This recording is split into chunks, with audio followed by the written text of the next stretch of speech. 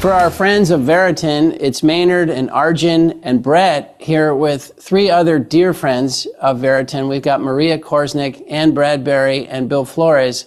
What's been on our minds, of course, after we all, absorbed the election and went through the catharsis, I guess, that was, is you start settling in and start thinking about, okay, what does this mean? What's going to happen? And as much as we thought about that pre-election, once it's here, I think you just kind of think of it, frankly, in a different way. So these guys, but I'll just introduce them again really quickly. Maria Korsnick, dear friend, CEO of the NEI. And so we've been with her on a journey over these last few years, watching how the attitudes and policies and developments around nuclear have been changing dramatically. She's on the ground in Washington, D.C., and of course, nuclear is one of those rare flavors that both Republicans and Democrats seem to like. So Maria may be our happiest person, but we'll see. Anne Bradbury, CEO with the American Exploration and Production Council.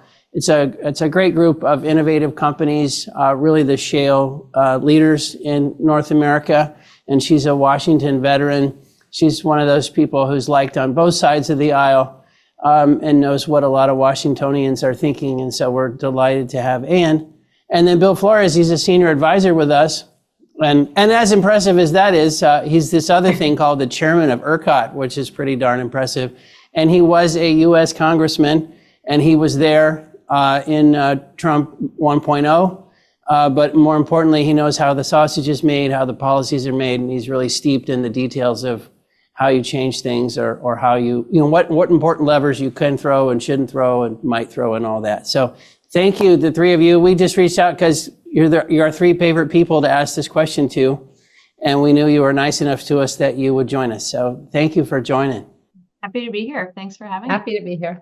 All right, well, awesome. Well, and I've got Brett and Arjun, so I feel safe. We had to bring a full squad here. Maybe I might, thinking about where to start. Bill, maybe I would just draw on you a little bit from I guess we don't know the exact results of the House right now. It seems like the news suggests it might be Republican, but talk to us about being in government, being in one of the chambers of Congress, new administration coming. What is that like? What are the conversations like? Is it just a swirl of who's going to get what spot? Like what is that environment like? It kind of depends. First of all, Maynard, thanks for having me on, and I'm glad to be on with two of the best advocates for energy and the entire Washington D.C. environment, Anne and Maria. Anyway, the answer to your question is depends on how the incoming Congress behaves, and also how the incoming president, how efficient he is in terms of getting his roster of appointees ready and getting them queued up and sent up the hill for the Senate to confirm. If you have inside of Congress, if you have a big battle over the Senate Majority Leader, for instance, that's going to slow things down. But if the Senate can get together, the incoming Senate can get together and determine who the Majority Leader is going to be pretty quickly, then I think the president's agenda has a chance to really sail smoothly. On the House, the current count is 212 Republicans have been elected, 200 Democrat races have been decided.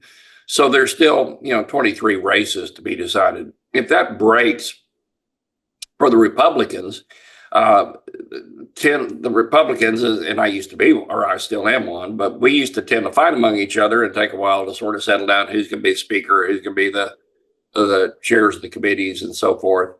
And if that takes too long, then that's going to slow the agenda down. Of course, now if the Democrats prevail and they wind up in the majority, then I think that's going to change the dynamics substantially. I think the ability of the president to move forward with an agenda is going to be complicated. But let's assume for a minute that the Republicans in the House get together, they pick a speaker, they pick a majority leader and a whip, and get the committees organized quickly and hit the ground running by January 20th. Then I think that you're going to have a good receptive audience in both chambers for the president's agenda, energy and otherwise, to move forward. Bill, can I ask you one question while we're on this? These two variables you're pointing to, the Senate Majority Leader, and then, of course, the control of the House and those mechanics.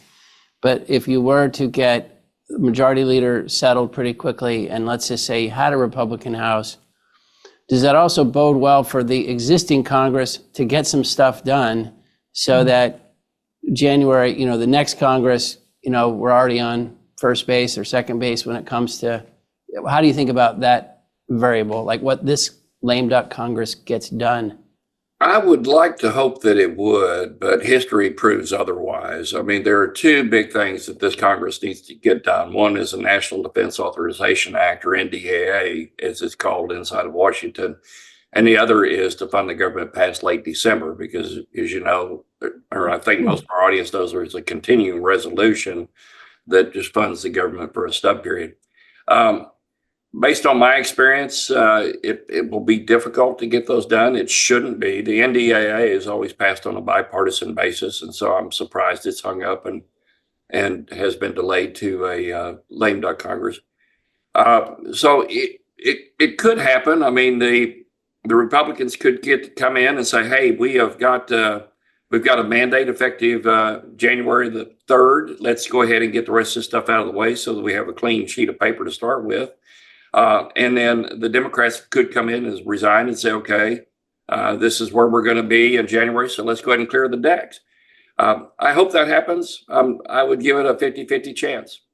Well, that's not bad in today's world. In BC terms, that's pretty good. I think Maria and Anne would agree with that.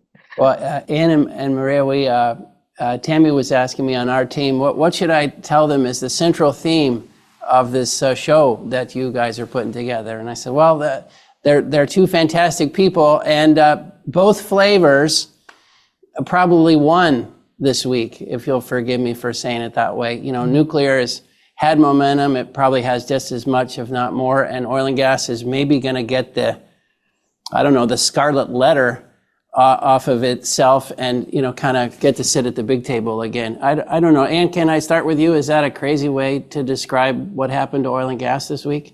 I don't think that's a crazy way to describe it at all. I mean, and I think what's really interesting is if you look back over a lot of the races that happened over this cycle, first of all, the economy was the biggest issue that people voted on, far and away. And energy as an underpinning of the economy was a theme that we saw in a lot of races. We saw it at the presidential level. We saw a lot in the Ohio, Pennsylvania races. And so that the importance of energy and, parochially oil and gas as an underpinning of a strong economy was a central theme in a way that I think we haven't seen in a really long time of these races. And I think what's really interesting and exciting is that, I think there's an opportunity to build on that momentum. If, as Mr. Flores points out, the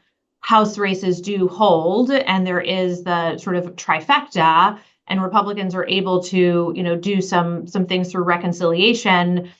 Energy and oil and gas is going to be a central part of that as well.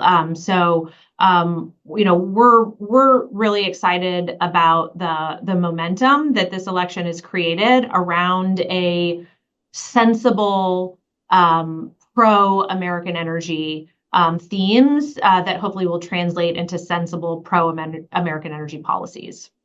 Awesome. Maria, what is nuclear is so unique in that it does seem to have the support of both sides of the aisle. What's kind of on your wish list, and maybe now you feel like perhaps might have a better chance of getting done, or what would be the nuclear scuttlebutt in Washington this week? Well, great. Thanks, Maynard. And you're absolutely right. We feel that nuclear is well positioned in Trump 2.0, and that's because nuclear was well positioned in Trump 1.0.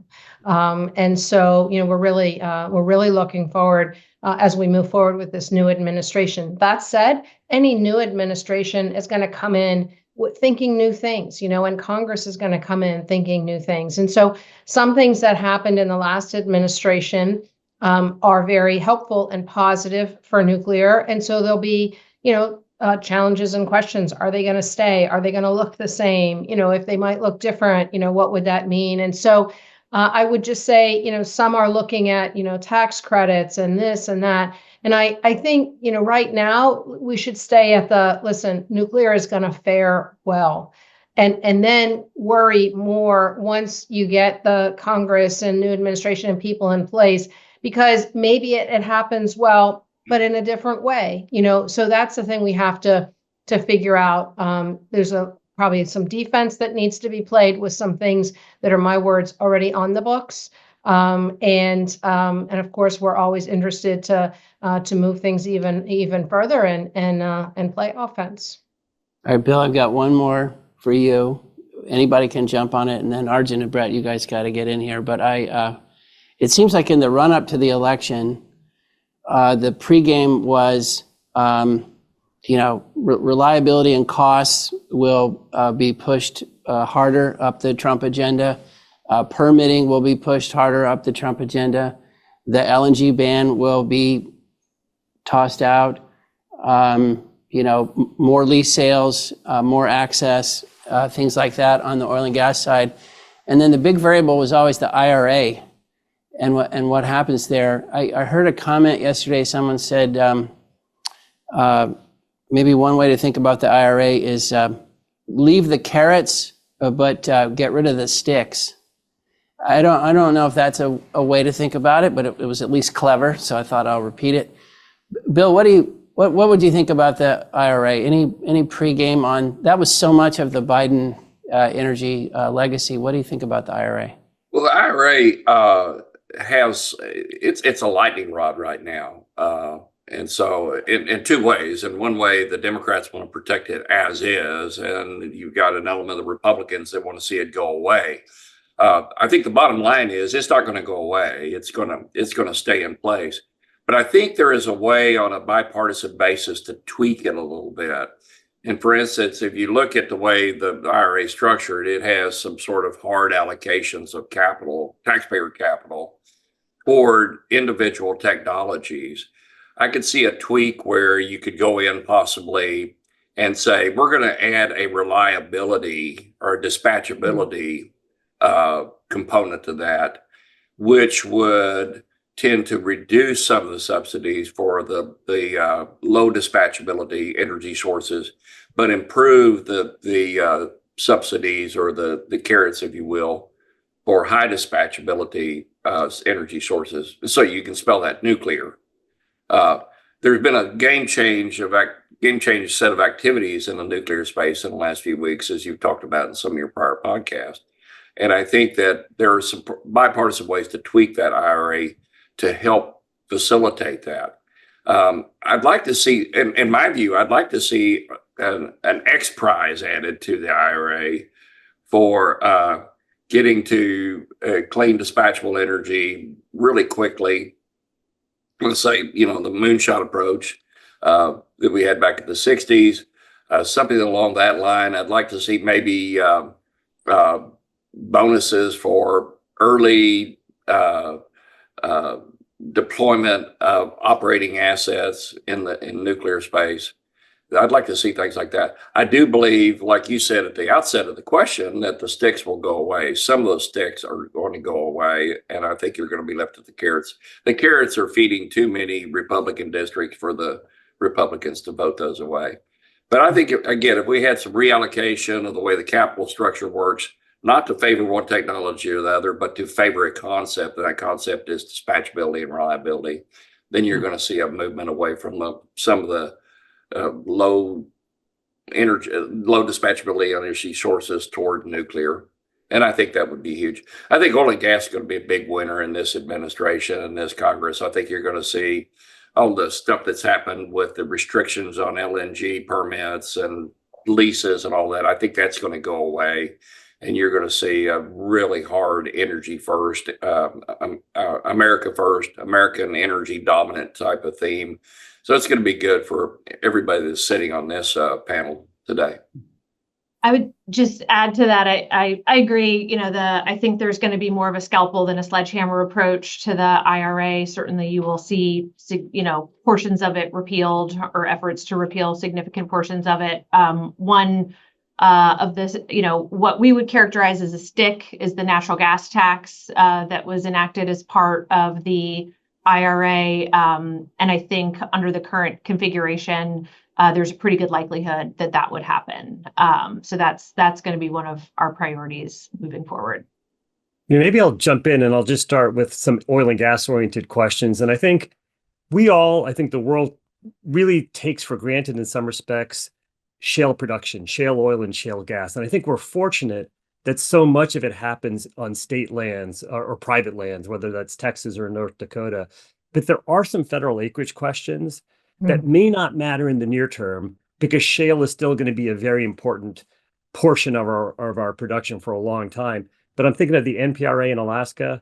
I'm thinking of some of the Gulf of Mexico lease sales and other federal drilling, including the shale plays. What in the lame duck remaining months of Biden are the kind of roadblocks or whatever you want to call it, potholes he can put into place that might be difficult to undo, especially if you don't have 60 votes in the Senate or what have you? Are there actions the current administration can take to really cause issues down the road with federal leasing? Or are the kind of actions they take be more of an executive nature that would be reversible by Trump or a future administration? If I could start with this one, we've got something called the Congressional Review Act, and we used it very successfully in 2017 and 2018 to reverse several of the end of Obama administration activities that took place. What the Congressional Review Act allows you to do is it allows Congress to vote on repealing rulemakings that happen within so many legislative days of the enactment of that rulemaking. And I can't remember how many of the Obama era rules that we rolled back, but we had pretty fantastic luck in doing that. The same thing applies here. Again, that assumes that the Republicans get the House. If they don't get the House, then that tool set is not available to us, to the Congress. But on the other hand, if the Republicans do get the House and if they're cohesive, then anything that Biden's done in the last 2 or 3 months, as well as in the lame duck session, can be rolled back, assuming you get majorities in the House and Senate, because the president's going to sign a Congressional Review Act to roll back the regulations that were put in place. I agree with that. I think thematically what we've seen from the Biden administration through the sort of misnamed conservation rule out of DOI is sort of this attempt to take designated land for oil and gas and move it to purposes that can no longer be used for oil and gas, right?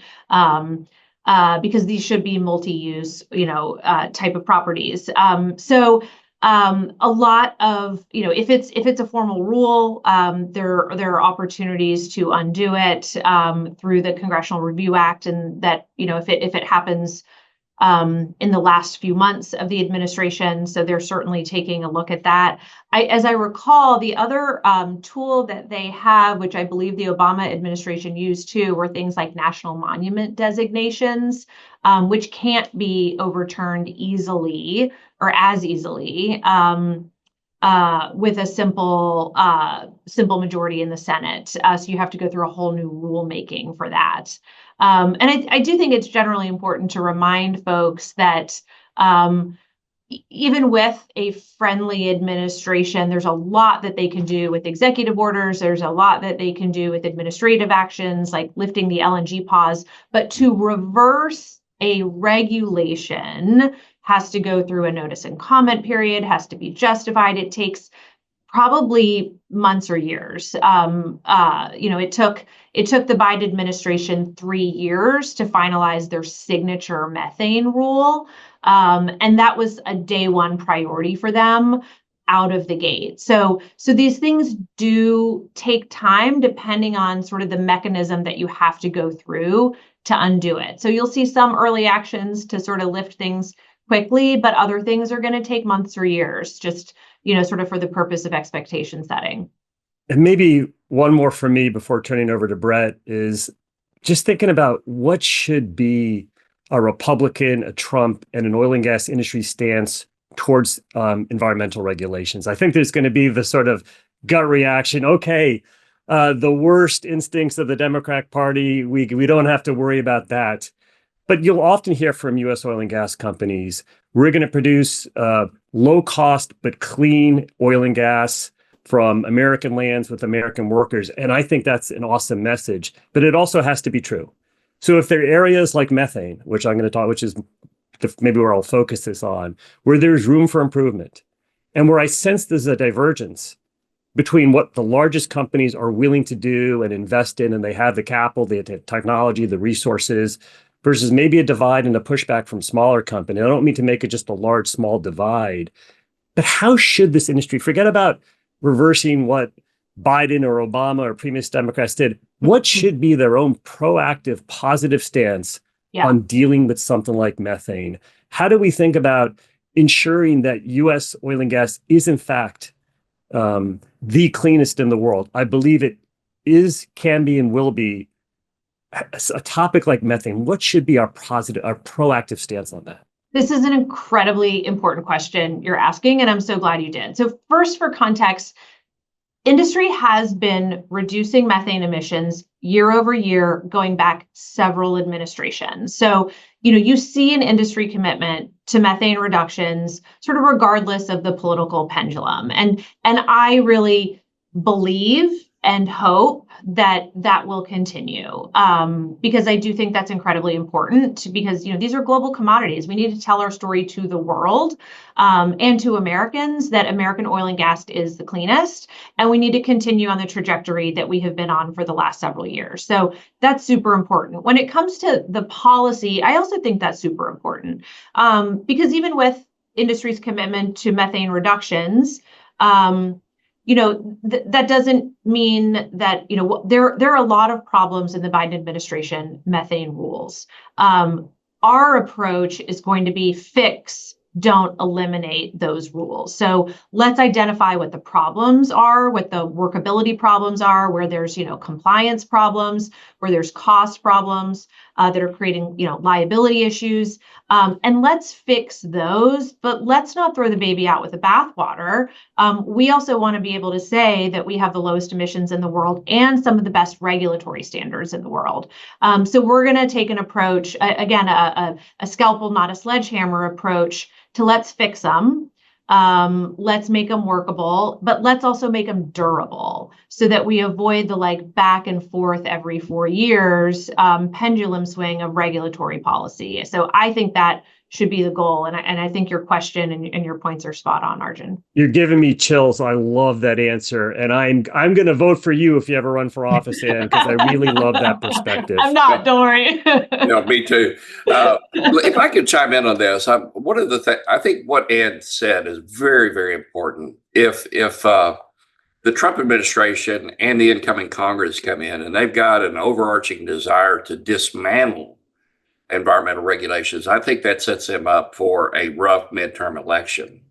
And so I would recommend that they use that scalpel approach to very carefully modify what has been put in place to get rid of the non-workable parts, but to keep what works. Because if they go too far, I think that's going to be used as a campaign issue in 2026. And that's the last thing that we need.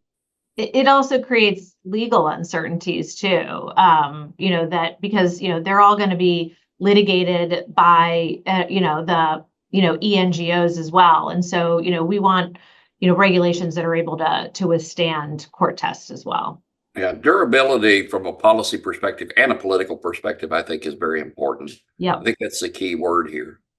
Well, and jumping on that trend or on that topic around durability, both politically and more so just the viability of a lot of these policies just long term.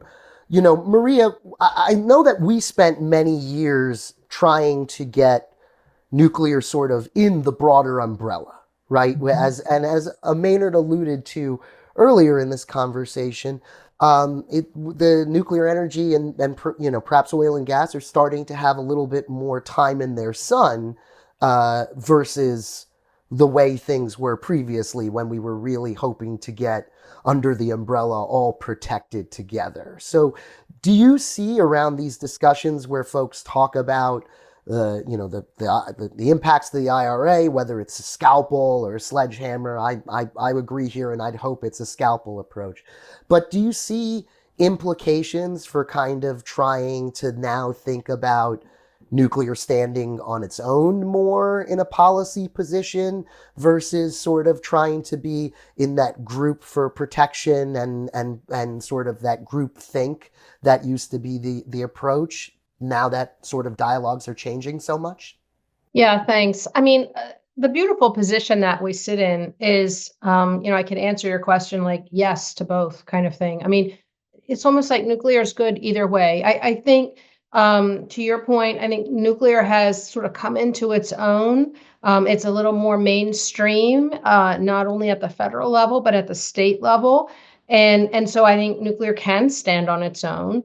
But, when we went for technology neutral, things, it was so that, you didn't pander to any one thing. And, this guy gets a tax credit and that one gets a tax credit and that one and that one. And so the technology neutrality of it was, hey, let these technologies, make their case.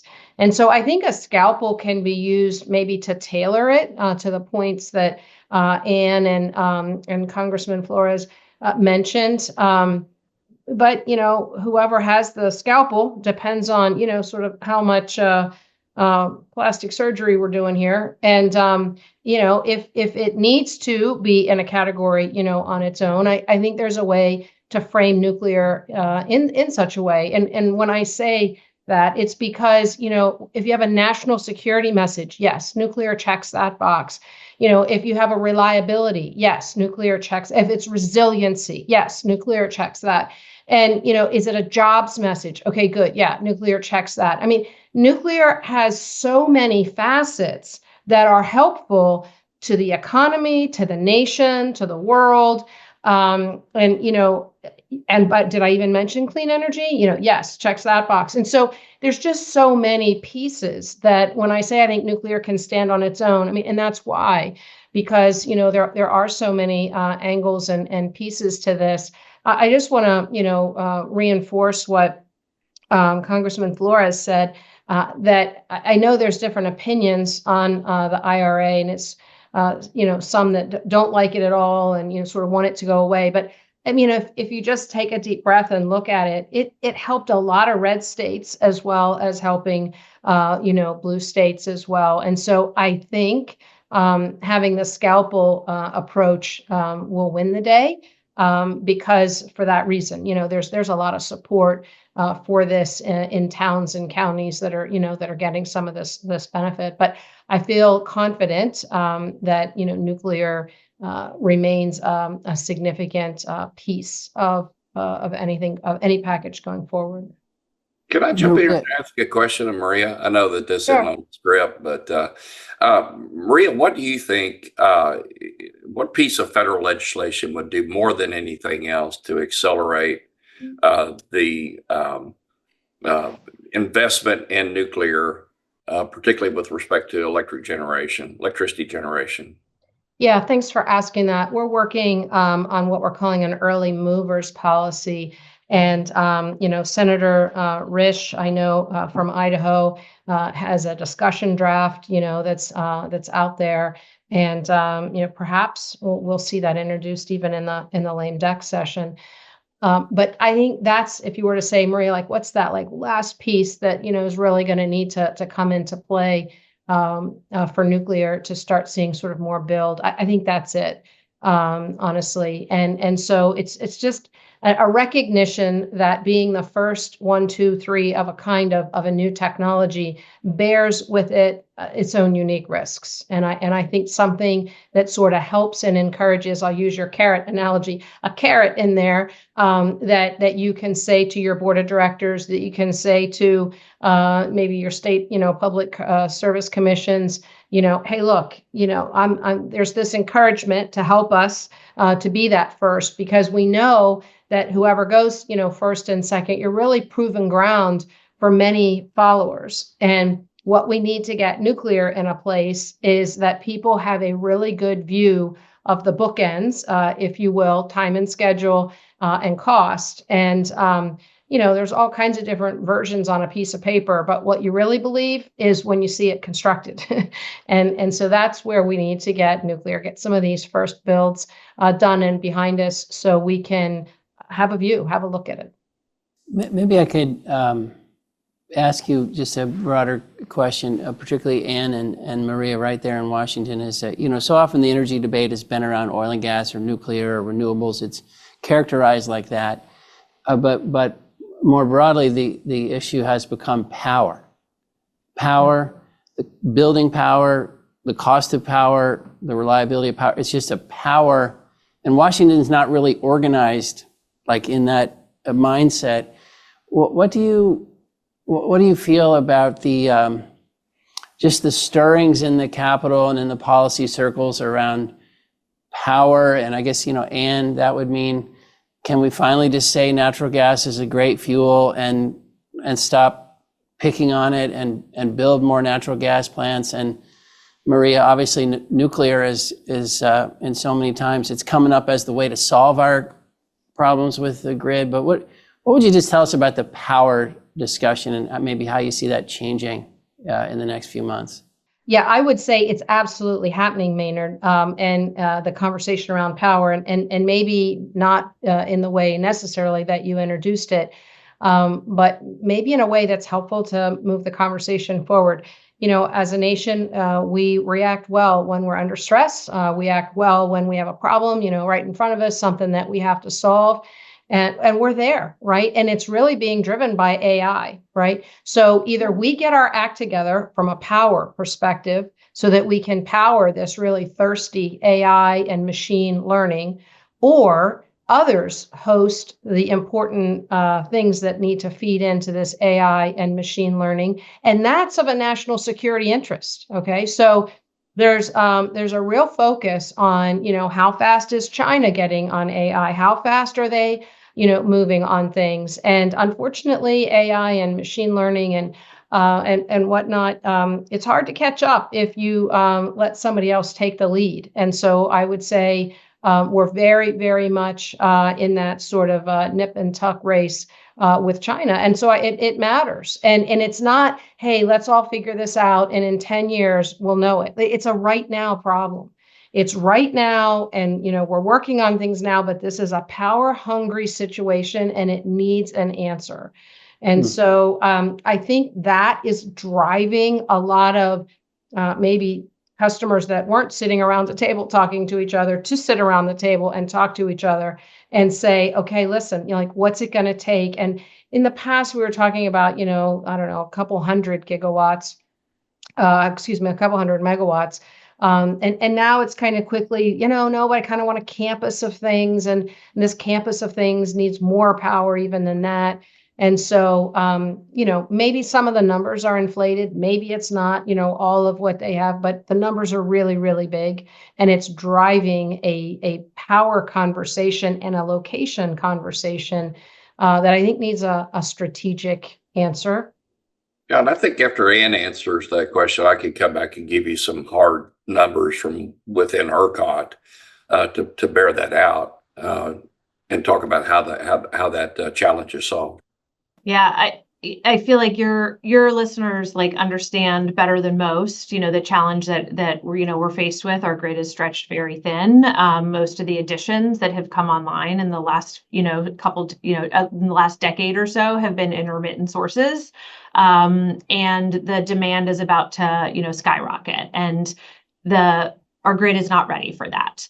And we need all energy sources. And what I think is so interesting about this conversation in Washington is that it is bringing all of these different energy sources together in support of a shared goal. And so when we have these conversations, it's not like we need natural gas over renewables or we need natural gas over nuclear, right? Like we need all of it. And we all need to be talking about what are the federal solutions to make that happen. There's been a lot of progress. Usually these conversations are happening around the form of permitting reform conversations, which we've seen really great progress on this year.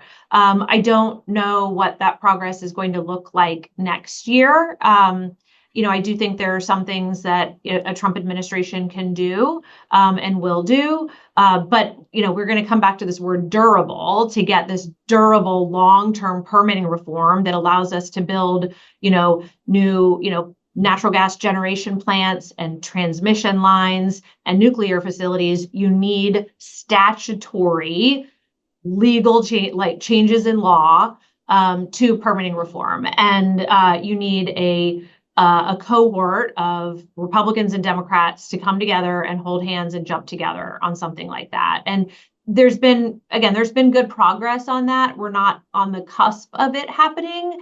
But we're maybe 10 to 20 yards down the field and moving in the right direction. Anne is spot on. Whatever legislation gets passed or whatever rulemaking gets passed needs to have durability, and that permitting component is incredibly important. I feel like you're going to see good bipartisan support for permitting reform when it comes to things like transmission lines. I am concerned with respect to pipelines and so forth, but that's just equally as important.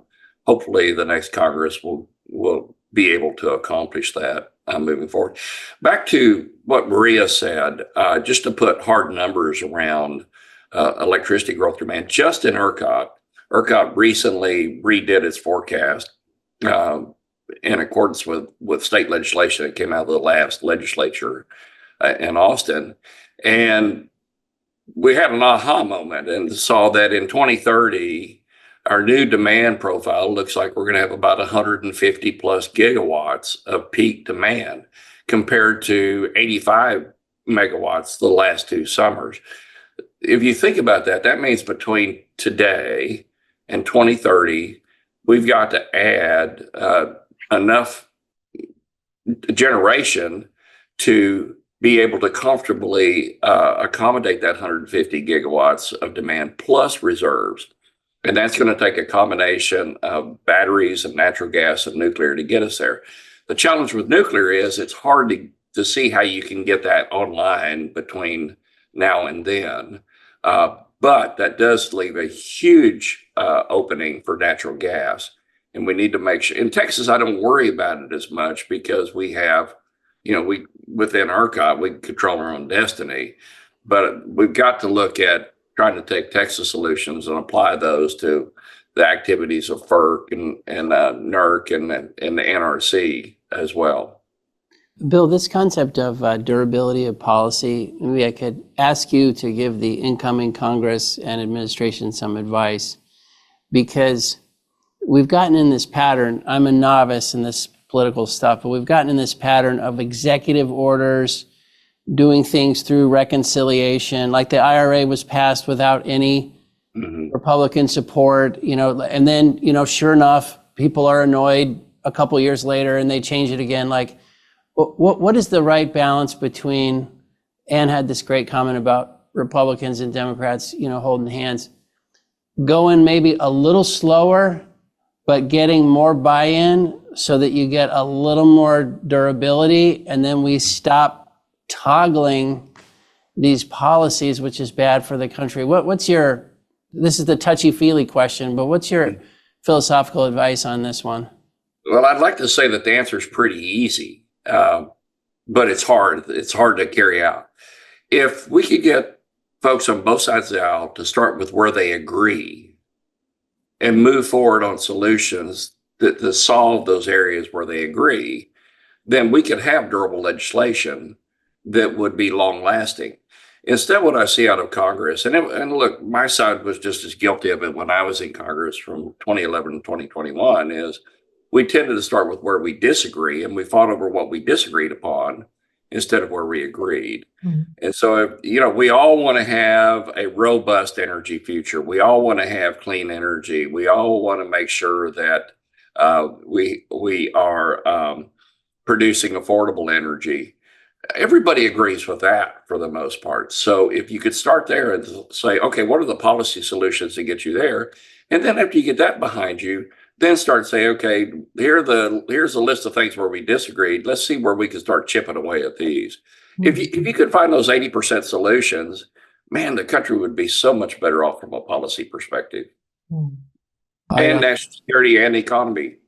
I'll throw a real wild one in here to all three of you, and then Arjun and Brett, please jump back in.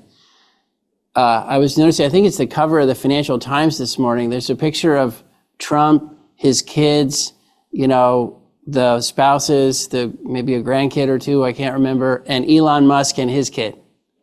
So Elon Musk is in, right? Like he's going to be in this administration.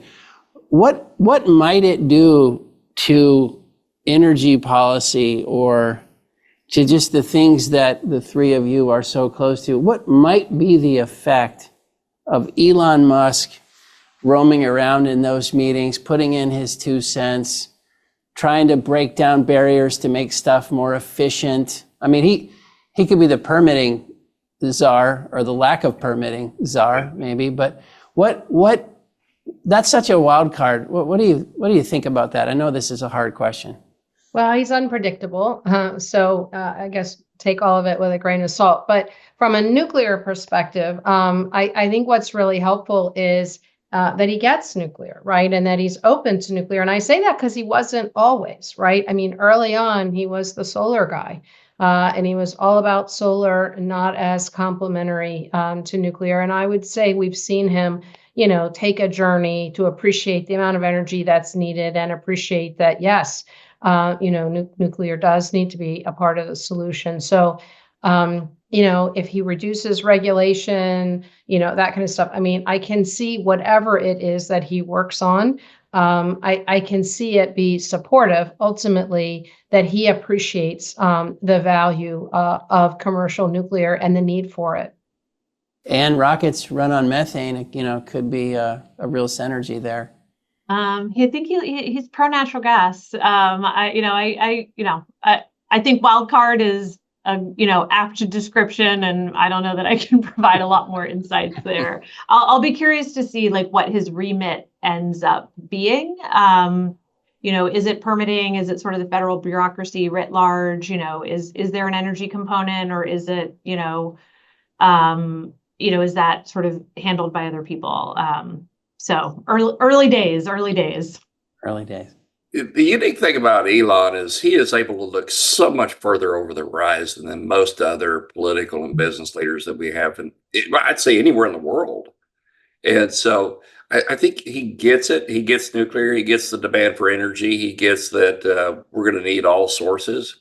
And even though he has the largest EV company in the world, I think he still gets that we need all sources of energy moving forward. Well, and he's right in the AI battle as well, so he understands, that contest. Yeah, and so I think that wherever he goes, if he's careful, he can break the right windows to sort of break down the barriers to help us move forward from an energy perspective in this country. I mean, there's no telling what he can come up with. I mean, running transmission lines through Hyperloop tunnels or something, who knows? I think he can have a positive influence. I think the challenge is that there are a lot of naysayers now because he was so actively involved with the election that they may be actively trying to impair his ability to move forward. But I look at what he's done in terms of space and satellite communications and the EV business. I mean, he's been remarkable. I think Congress would be well advised, and the administration would be well advised to listen to him and try to use him in a thoughtful way. When I think about an America First agenda, Trump's main tagline, and when I think about the fact that this incredible comeback Trump's had, which has been fueled by American workers, by the way, of all ethnicities and races, have overwhelmingly allowed Trump to overcome all odds and overwhelmingly and decisively win this election. I think there's no question President Trump will talk about things like being dominant in oil and gas and maximizing our production, all themes that I personally support. I think the question, though, is why wouldn't we, or aren't we going to want to also dominate all the new technologies? So one of the better things about the IRA, it is motivated domestic production of new energy technology. So I personally stand against mandates and the government picking specific technologies, and I hope that part of it gets reformed. But when I think about an America First agenda, one that ensures we have American jobs for American workers, that put Trump back in office, how do we get away from oil and gas being Republican and renewables being Democrat? I've always found that sort of partisan energy sources I find bizarre. Yeah. The debate should be how much do we incentivize markets and innovation versus mandates and regulation? And of course, we'll never have all of one or the other, but how do we get back to that? Can Republicans and a Trump administration say, we do need to reshore jobs? If you do the sums on making everyone on the world energy rich, they're going to want a heck of a lot of American oil and gas, but they absolutely going to want electric vehicles, renewables, and to figure out what is the next generation technology and how do we ensure all of that happens here. We're going to dominate. We already do in oil and LNG. What additional steps need to be taken to ensure we dominate in the new stuff as well? We have Silicon Valley, we have Houston, we have Austin, we have capital markets. How can Republicans come up with a framework that says we want to dominate all of it, not just some of it? I think that we need to start with, I think the Republicans need to hire a marketing firm, and it focuses on, American economy, American jobs, American energy, and forget about what makes that up underneath. Just what is it that is going to help us dominate in those areas? What helps us get to the energy moon, if you will, so that we produce massive amounts of energy to feed a very hungry economy, which supports a growing job base, and quit focusing on, being anti this or pro this. That's what I would like to do. And that way you just overwhelm the audience and say, but, you've got this problem here or this problem here. And we're happy to have nuclear lead by example and get right out there and be able to get that support in this administration as much as it had it in the last administration.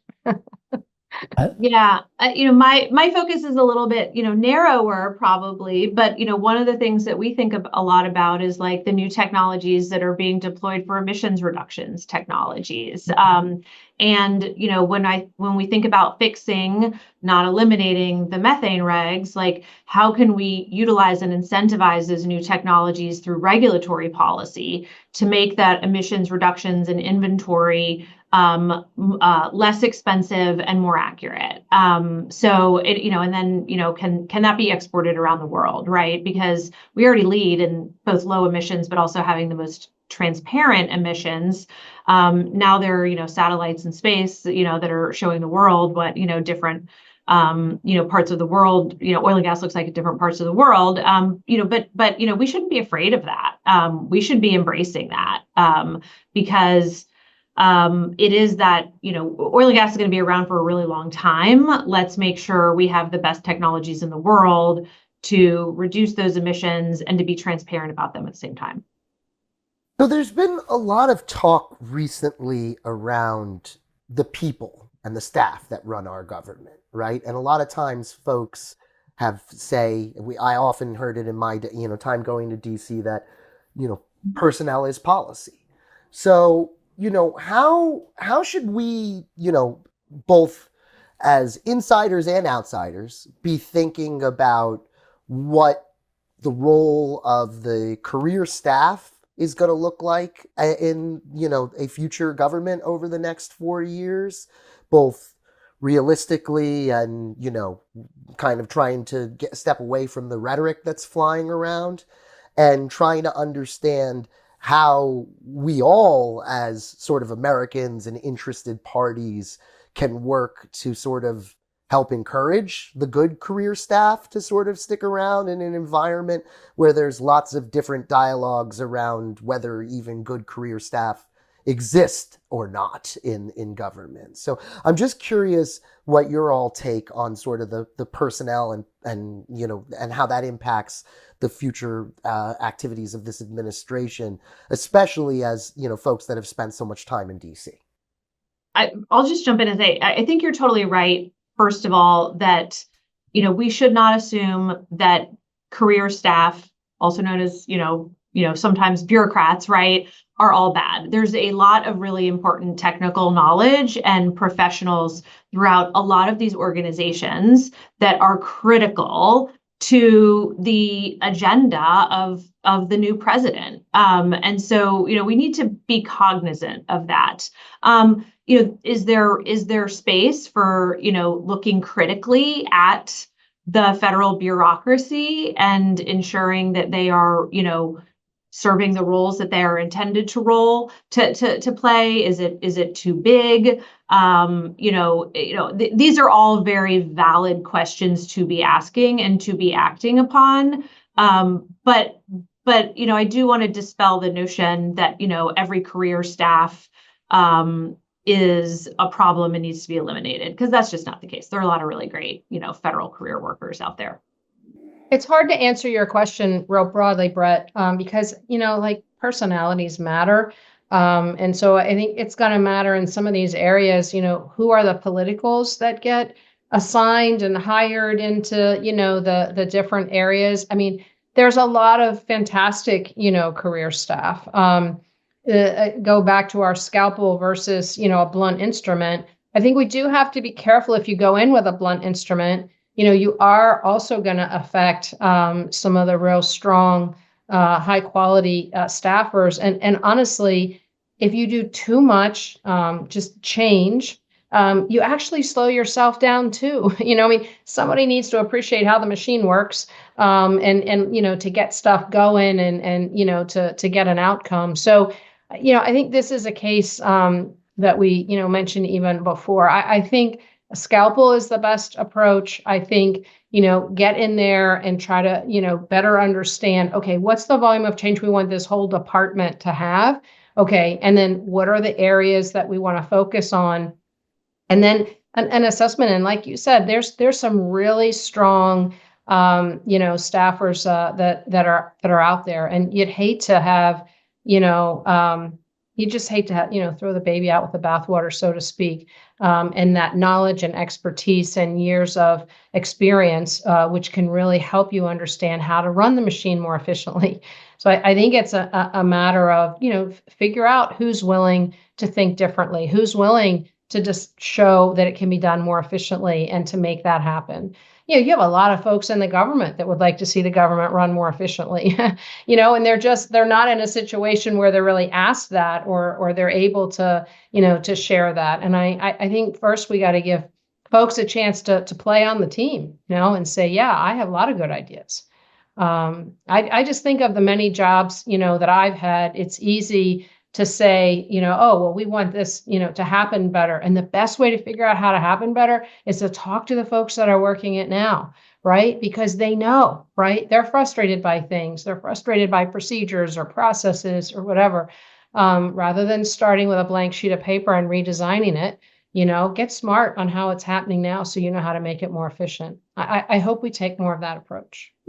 I think that a lot of it's going to be set by the political appointments that President-elect Trump makes. If he can find high quality people to fill out, with respect to energy, the DOE, FERC, and then the Nuclear Regulatory Commission, the EPA, if he can put really high quality, thoughtful people in those positions, and I think he will, and then if those people will take a careful, collaborative tone approach when they start their leadership of those different organizations, I think that will go a long way to help us out. Look, are there some deep state people in each of these agencies? Probably. But if you go in and say, I'm going to hammer all their heads on day one, you're just going to lock down the agencies. And I think it'd be much better to go in and say, we're going to have a collaborative approach. And eventually those people will self-identify and they can be identified and moved out and you can bring in other people. But I think we need to have really high quality and political appointments to lead these agencies if we really want to achieve that touchdown when it comes to American energy dominance. Well, you guys have been fantastic. I was just handed a quick stat. Between the three of you, we've done 10 COBTs with you. This trio is dominating COBT historically. We love you to death.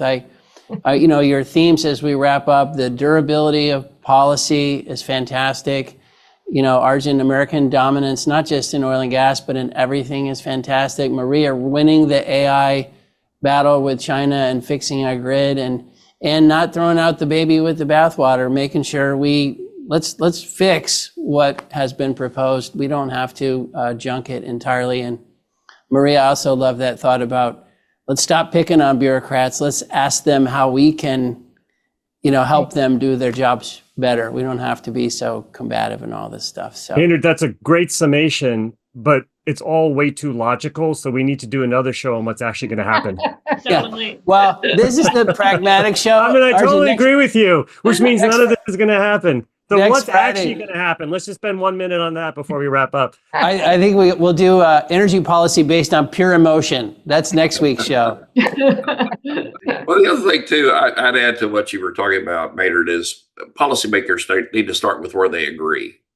Yeah. Yeah. If they start with where they Perfect. agree Perfect. instead of where they disagree, we can have a fantastic energy renaissance in this country. That's a perfect place to end, Bill. Awesome. Well, team, thanks you so much. We're going to get this out as soon as possible because we don't know who won the House yet. And if, hey, it's a moving target. So we're going to get this out. Thank you to you. Have a great weekend. Fun. Thanks for all you do for energy. Thank you. Bye, everybody. Thank you.